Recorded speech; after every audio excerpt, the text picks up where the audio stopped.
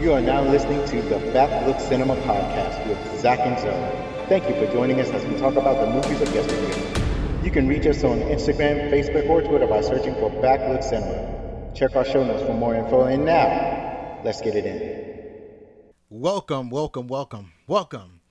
to the premiere episode of Backlook Media Podcast with Zach and Zoe. My name is Alonzo Richardson. My name is Zachary. And we're here to give you the straight dope on old movies.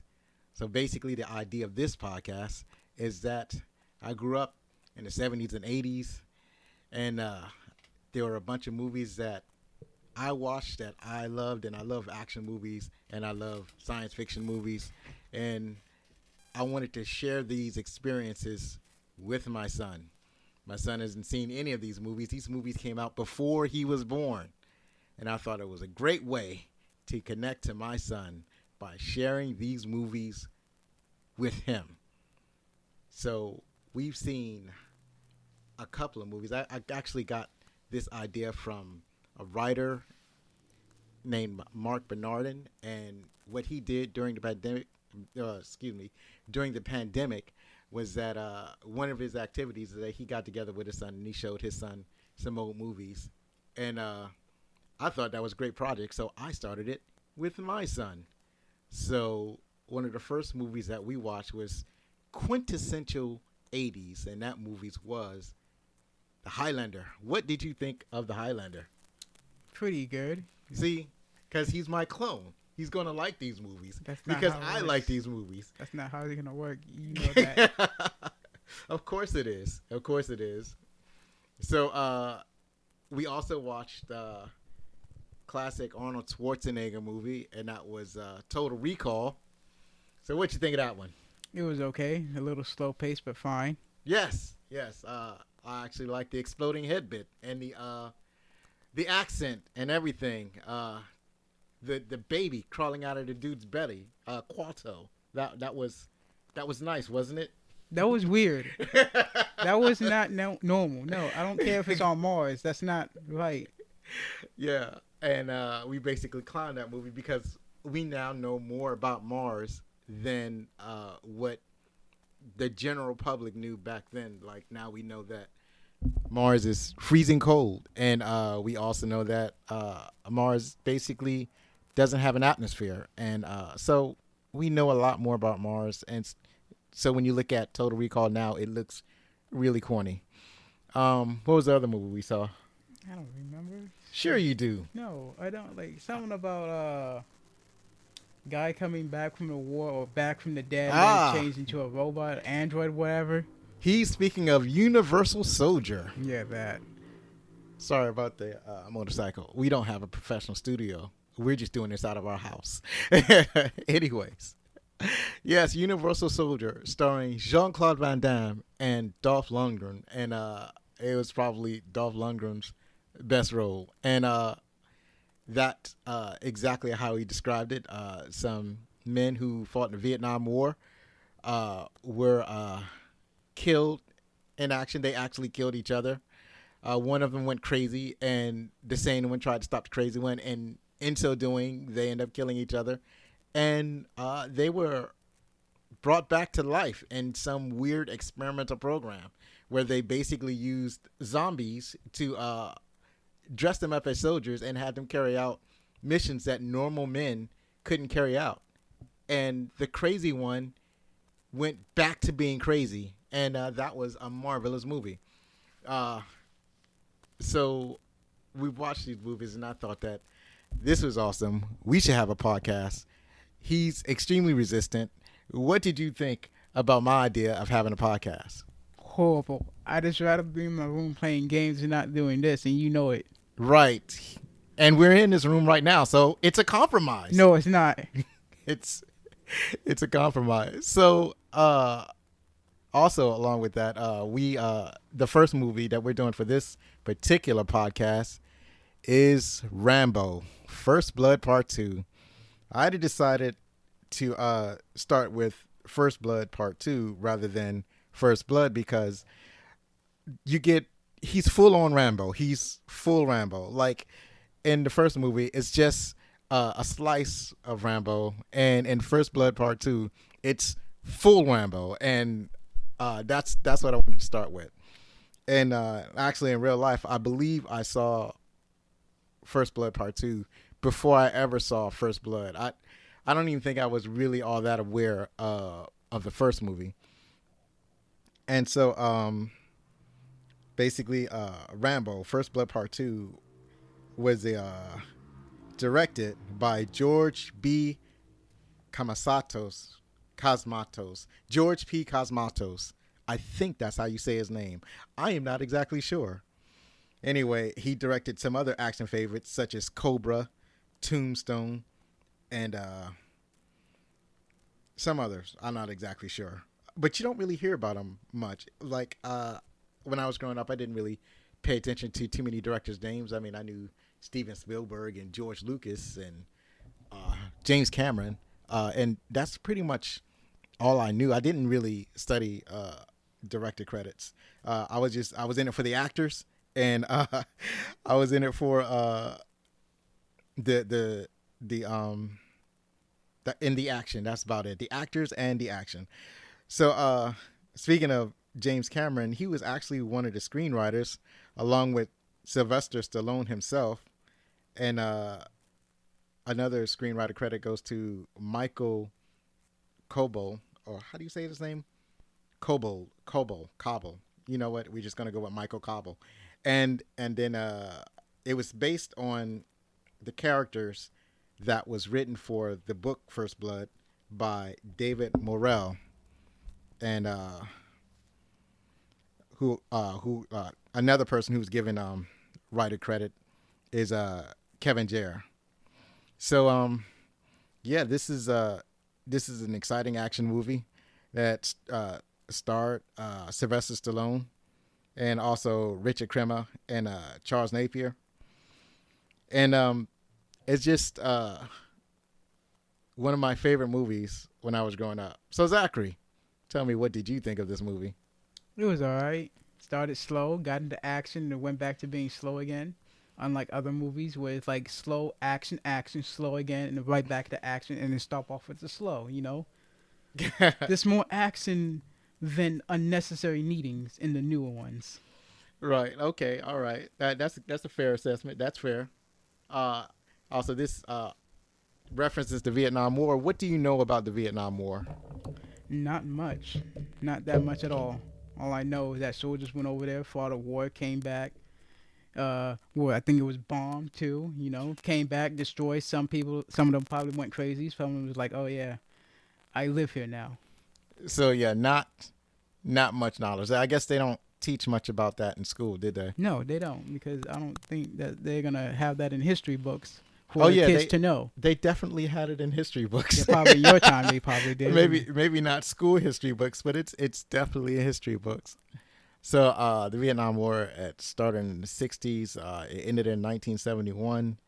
It was supposed to be a war that it was supposed to prevent the nation of Vietnam from going into a fully communist country. So there were some forces that were trying to promote communism, and there were some forces that were trying to promote democracy. And the United States were trying to back the democratic forces. They were trying to originally started off with the United States sending advisors to the country to help them manage their war, and it kind of morphed into the United States sending full-on battalions of troops to try to fight this war.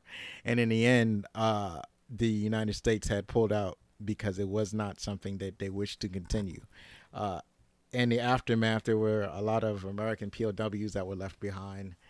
It was a very tragic situation. Many Americans were against the war, and at the same time, they were against the actual soldiers who fought in the war. And that was basically the basis of the very first movie, First Blood, the backlash against the soldiers who fought the war. And then it kind of continued that theme with First Blood Part 2.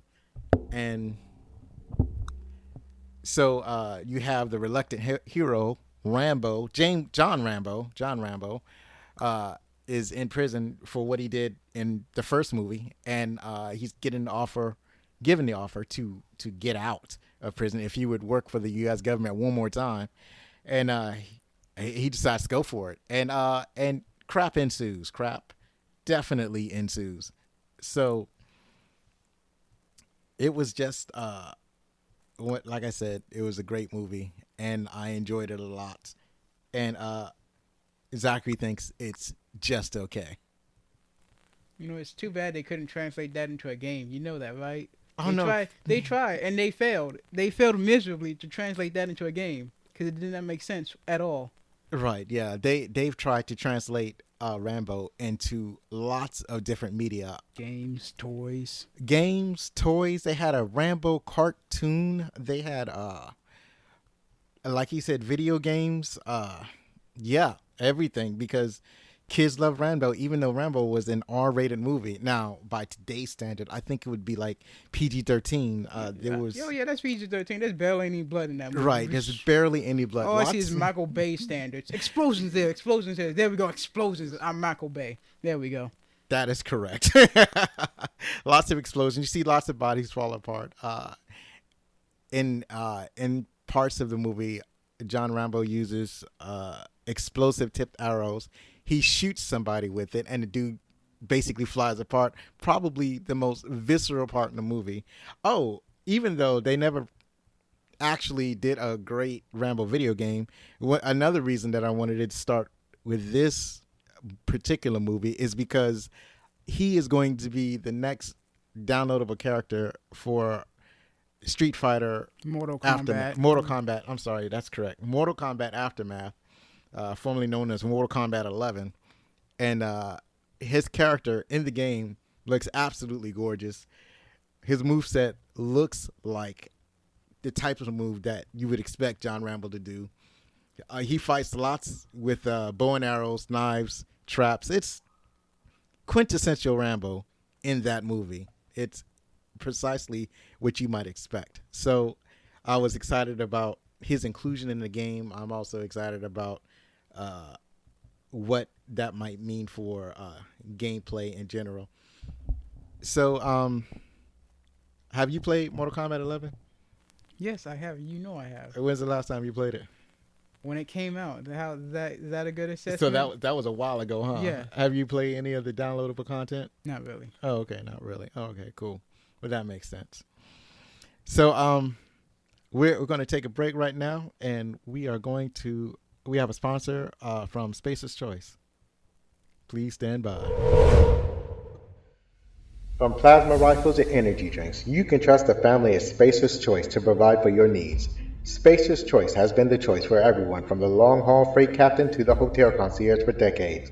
With dependable quality and build, you can trust Spacer's Choice for your every need. Need an extra boost of energy to get you through your workdays? Then try our famous Adrena Time Enhancers. Need to quench your thirst? Then try our dehydrated water tablets. Need to deal with some pesky marauders? Then you can rely on our durable yet affordable suite of self-defense options such as the Good Word, which is our best-selling light machine gun. Yes, folks, for whatever you may need, you can trust the family at Spacer's Choice to have a ready solution for you. We are conveniently located everywhere there may be human life, as our vending machines are at hundreds of locations. Just use code BACKLOOK at checkout at our official Spacer's Choice vending machines to get a 20% discount. This offer may not be available from Earth. And remember, Spacer's Choice. It's not the best choice, it's Spacer's Choice.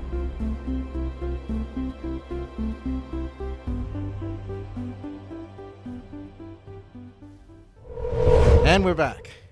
What you think about that ad? What do you think about our sponsor? I think they need help. They need help. They need you to buy. They need you to buy Spacer's Choice. No, it should be up to my choice what I think is best. I don't think whoever name is Spacer is. I don't know who he is, but I don't think he knows what the best choice is. I think spacers, like all spacers, like everybody that's in space, it's Spacer's Choice. It's like whatever you need as a spacer, Spacer's Choice has that for you. Pretty sure I can find whatever I need somewhere else. Like you need a machine gun, get a Spacer's Choice machine gun. You need caffeine tablets, get a Spacer's Choice caffeine top. They got everything that you need. Yeah, good thing I'm not going into space. I think that's the best part about it. So yeah, I don't need them. I guess you don't have to worry about it because they're not currently available on Earth. But anyways, so going back to the show, we're gonna talk about like our favorite parts of the movie. So I want to start off with his bow and arrow technique. It actually looks like authentic bow and arrow technique. I had used the bow and arrow once upon a time way back in high school. He had his fingers correctly on the string. It wasn't like he was pinching the string like you so often see in movies where people are pinching the string. That is incorrect technique. You actually pull the string back with your two fingers, your pointer finger and your other finger, your middle finger, and you pull it back, and you have the arrow between your fingers. Pull it back and you let it go, and that's how arrows work. And so often you see incorrect techniques. So I was so pleased to see the correct technique. Also, his guerrilla war tactics was quintessential Rambo. Like when he's hiding in the mud, a guy walks by, he grabs it by, and he stab. That's why you go to see a Rambo movie. You want to see that. You want to see him hiding underwater, popping up, flying off a bow and flying off an arrow, loosing an arrow, as they say, and then going back underwater or hiding in the brush and just dragging somebody down to his eventual death. That's what you want to see. That's what you go to see Rambo for. And then he finally gets a machine gun, and then he just starts firing off a machine gun, and that's what you want to see. It's and then it was a simple story, and it was a solid story, and it has some heart and emotion to it. You have John Rambo, who cares about his fellow soldier. He cares about his country, and he just wants to do right by them. But he's actually opposed by the very countrymen that he's supposed to be protecting. So, and the way that's incorporated in the film is marvelous. And as a total package, I think it does a really good job of both entertaining and actually having an emotional component to it. So what did you think? Well, my favorite parts, I would say, yeah, when he's hunting them down in the mud, where he just goes straight up, oh, yeah, you know what, for me, this is an action film. From you guys, this is a horror film. When you look at the point of the enemy, this is a horror film. They're afraid. They're getting taken out one by one. Some of them is 2 by 2. Some of them got sniped in the head. Others just like, oh, yeah, I'm dragged down. Help. I can't scream. Stab. Gone. That is correct. And then when it comes to the part I don't like, I would say near the end, instead of him, getting his revenge on the guy he was supposed to come in after, no, he is like, oh, mission complete, stabs the table.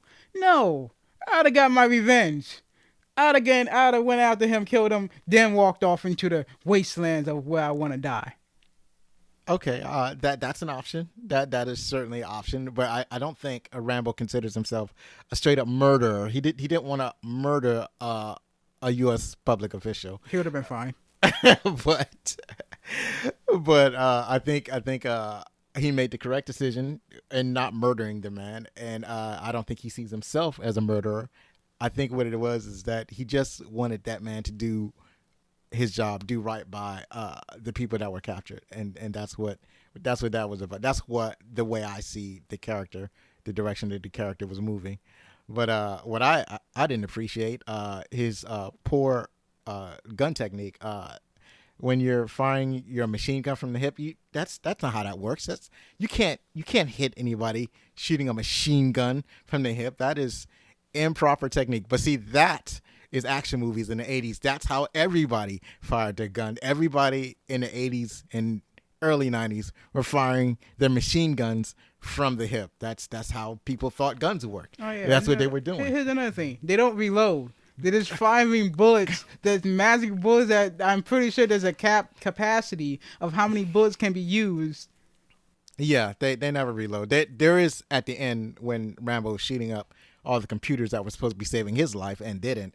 He was shooting up the computers and he ran out of bullets. And so there. He didn't have to reload because he was done shooting. That's the only time. Also, in the helicopter, when he was flying the helicopter, This I'm shooting pretty sure endless that you amount of can't rockets. shoot and fly at the same time. Maybe he can shoot the rockets while he was flying, but he couldn't have shot the machine gun. I'm pretty sure that the particular helicopter, I would have to look it up. It kind of looks like a Huey, but it was, I guess, the Soviet version or whatever. I don't know. I don't know helicopters. I do think that it was gross. It was like an inappropriate use of a helicopter. I don't think that he could have shot and fired rockets at the same time and fly the helicopter. I'm not convinced, but it was still fun. I feel like he had too many rockets. Oh, also nitpick. Where did he get the RPG from? Yeah. I'm not gonna say that RPG was already on a plane. I'm pretty You sure. mean the helicopter? Yeah, the helicopter. I'm pretty sure it was never there to begin with. Yeah, I don't Pulls know. out. Oh, look, I got an RPG shot. Oh no, Rambo. When did you have time to get it? Yeah, it would have been nice if they had, like they did that exact same thing earlier when he was in the boat. They showed you the RPG in the boat, so you knew that it was in the boat, and you kind of, it's like a Chekhov's gun. You know it was going to be used at some point since they made a big deal of showing it. But when he was in a helicopter, they didn't show any special weapon in the helicopter. You saw the machine gun. You could tell that the helicopter was a type of helicopter that could fire rockets, but you didn't see you didn't see an RPG in the helicopter. You didn't see anybody bring a rocket launcher RPG or any heavy weapon into the helicopter. And what he's talking about is like near the end of the movie when Rambo and his really small light attack helicopter was being pursued by a giant Mako shark evil Russian full-on military helicopter with rockets and guns, and really it was a giant rocket that was a giant helicopter that was chasing Rambo's tiny helicopter filled with POWs, and the giant helicopter way outclassed Rambo's tiny helicopter. So really, that fight should have ended in a second. Really, there was no reason for that fight to last as long as it did, but it lasted quite a long time. The helicopter was slower. It was heavier because it's carrying all these POWs, and it was being fired upon from behind the Russian helicopter. Well, they're both Russian helicopters, but the giant attack helicopter should have taken it out easily. But no, it was being chased a long time, and then it finally, the giant Russian attack helicopter shot the tiny Rambo helicopter. Rambo's helicopter apparently goes down as you're sitting in there in the water, and then the Russian helicopter comes close to Rambo's helicopter. Instead of finishing it off, I guess they're gloating over their victory, and then they even can see through the helicopter's canopy. They can see Rambo, and he appears to be dead or at the very least unconscious. And then next thing you know, he suddenly wakes up. He pokes a rocket launcher through a hole that was in the his helicopter's windshield, and he fires off some kind of rocket launcher or RPG, fires it at the Russian helicopter, and the Russian helicopter blows into a million bits. And while it's a glorious scene and it makes you feel real good, you know that it feels like fantasy after seeing it all this time. Also, I'm not gonna question how a POW remembers how to shoot a gun, but Oh yeah, he was like, "Oh, I can grab this. Let me shoot at the other helicopter that's been shooting at us." I'm pretty sure. I mean, shooting a gun is easy. It's not like something you're not gonna forget how. If it was something more complex, like he remembered how to fly a helicopter, then you would have. You would think differently about it. But as far as firing a gun, it's just pulling a trigger and aiming it properly. It's not. And him being able to get those kills. Oh yeah, sure. I don't. Maybe because they were being weak and they were tortured. Maybe he wouldn't have the stamina to actually make it to the helicopter. Who can say for sure? But as far as actually firing the helicopter or going into battle, I don't think that would be a problem. I feel like all of them issue. needed to be carried to that helicopter because I'm pretty sure all of them needed to be carried because they look weak, too weak to be running towards a helicopter. Yeah, they were definitely weak. They were beaten. They were kept in starving conditions. Some of them were sick. So, yeah, who can say for sure? Like when you're about to be rescued and you got the adrenaline flowing through you, maybe you can make it to the helicopter. maybe you can do it because you're weak and you're sick and you desperately want to get off this island. You doubt me? You don't agree? No, I don't. Oh, okay. Well, it was Pretty sure you already lost all hope, especially what you just seen. What happened? Like, oh yeah, he's dead. I see the captain of the Russian man come in. Oh yeah, they took him out of the poo poo water. Oh yeah, look, yeah, he's gone. Oh, I forgot to mention my favorite part. My absolute favorite part. One that I had noted while we was watching the movie is when they, after torturing Rambo and threatened. This is after Rambo was captured, and this is after he was about to leave the island. He was about to be rescued after finding the POWs, rescuing one of them, and then going to the pickup point. He's supposed to be picked up by a helicopter from the small unit that was supposed to be engaged in this in this particular mission. You know, he's supposed to be picked up by a helicopter, and the helicopter actually shows up. They actually help defend him as he reaches the extraction point. And then suddenly the helicopter gets orders to just leave him behind. And he's like, what?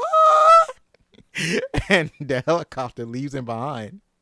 And so after he's left behind, and now he's captured by all of, he's surrounded by the enemy. He's captured. And, but the people who capture him are just working for the Russians. So the Russians show up and they want to interrogate him.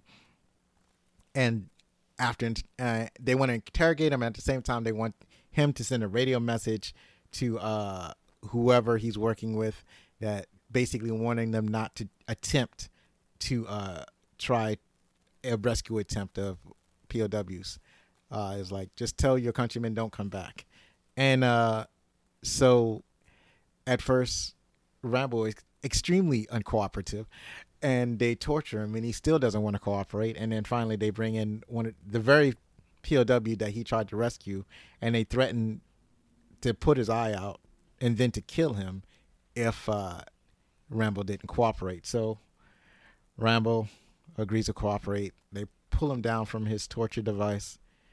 They sit him down at a desk with a radio in it, and then he finds the frequency where he can contact his unit, and then he calls them and they respond like, yeah, Lone Wolf, there you are. Lone Wolf is Rambo's call sign. And then he calls for a man named Murdoch. Murdoch is the politician who is completely in charge of this particular operation. And then Murdoch is all glad, or he pretends to be glad, and he goes, yeah, Rambo, I'm here. And Rambo goes, Murdoch, I'm coming to get you. And that's the only reason I wanted to watch this movie. It was more like he was worried than happy to hear him. Oh, yeah. He was extremely worried. He's like, oh, it's Rambo, the man I left behind. Right. Oh, no. What is he going to say to me since he called out my name alone? What will he say to me? Oh, I'm coming for you? Well, that's my worst fear of all. Yeah. I already read his files. Yeah, 4 Purple Hearts. Oh, yeah, I already know what he's done. Let me go ahead and send him in and then leave him behind. Right. That was foul on his part, but that was beautiful. That was like, and then after he does that, that's when he starts whacking people with the microphone. That was his captures, and then made his way to escape. He was assisted by his Vietnamese contact, who was basically a scout.